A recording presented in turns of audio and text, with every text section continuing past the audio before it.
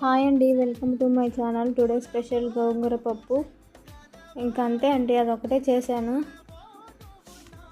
అదొకటే అంటే ఒకటి కాదులేండి, దాని దగ్గర రైస్ కూడా చేసుకున్నాను. మీరు మళ్ళీ ఒకటే అనుకొని ఒకటే తింటావా అని కామెంట్ చేశారు. చేశాను చూడాలనుకుంటారా?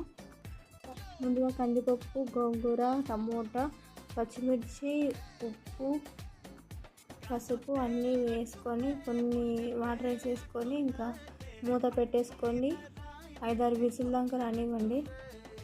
5-6 అంటే 5-6 కాదు, నాకైతే అంత టైం పడుతుంది మా కుక్కర్లో కాబట్టి.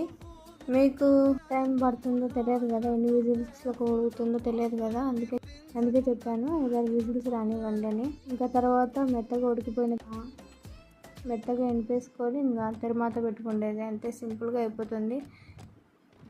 ఇంకా అంతే అండి. ప్లీజ్ లైక్ చేయండి.